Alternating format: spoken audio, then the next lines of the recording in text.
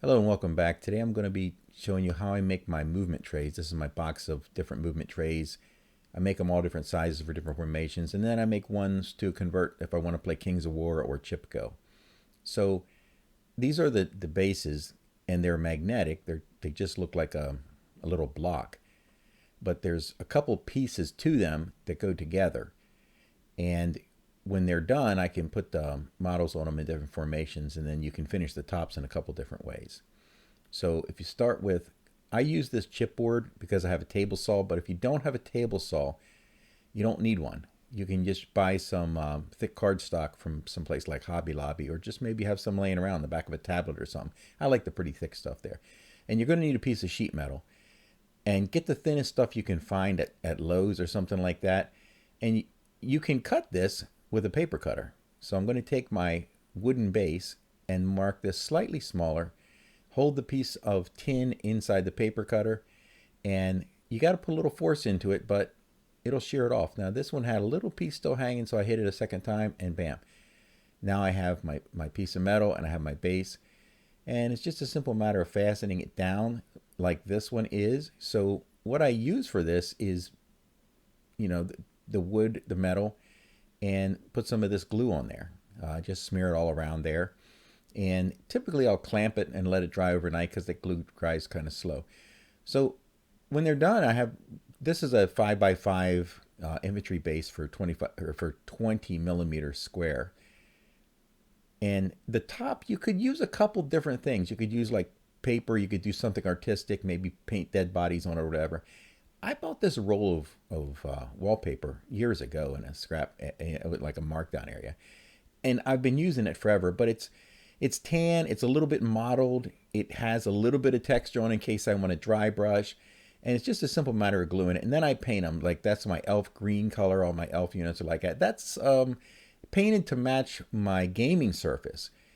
But the plain tan wallpaper is fine. A lot of my units I just leave that in there. So I was setting in my little painting area, and I have a unit that I've been painting of elves, and here they are. They're a merchant company for Warhammer 3rd Edition, half archer, half spearman, and I'm using a variation of slap chop on this. It's dipping and contrast paint. It's kind of like a dip chop variation. It's pretty good. I mean, you can paint stuff really quick and get good results with it. But I need to make some movement trays for this and some cavalry units that I'm making. So I start with my 20 millimeter square bases that I make in the shop. The bottoms are flat. All my bases have flat bottoms, and the reason that I did that is because of the way I magnetize currently.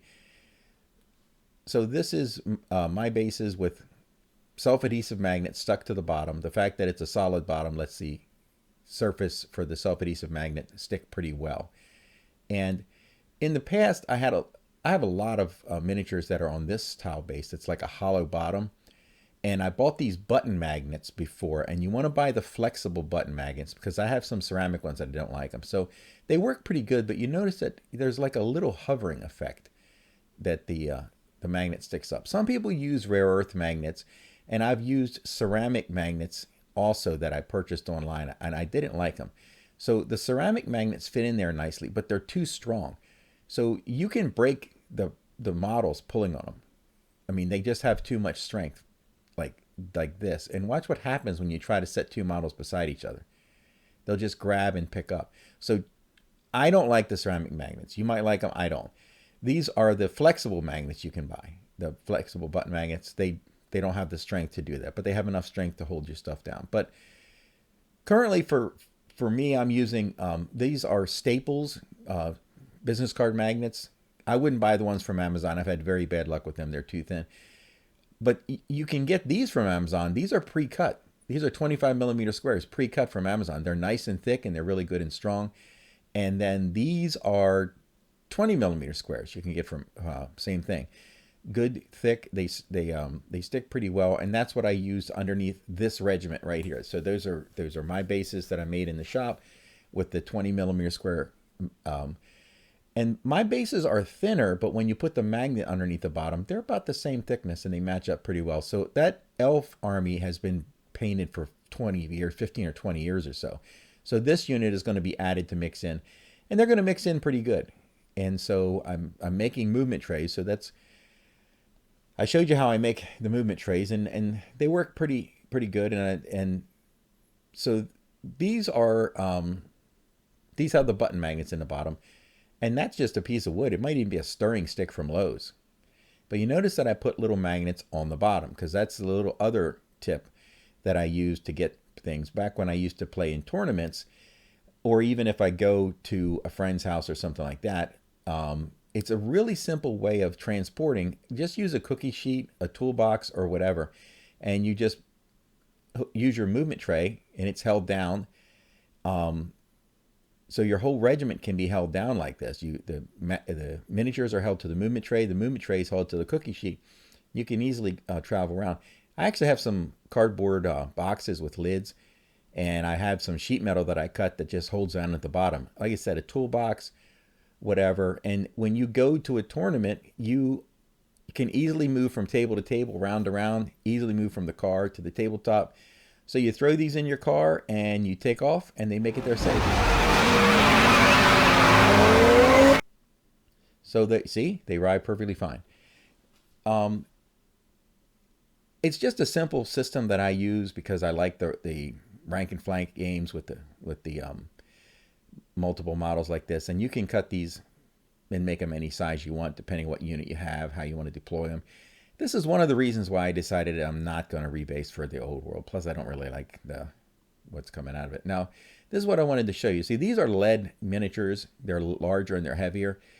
And these magnets are very old. The one guy that falls off, the bottom of his base is warped somehow. So I have to kind of fix that. But for the most part, even metal miniatures hold up pretty well, and you can transport them.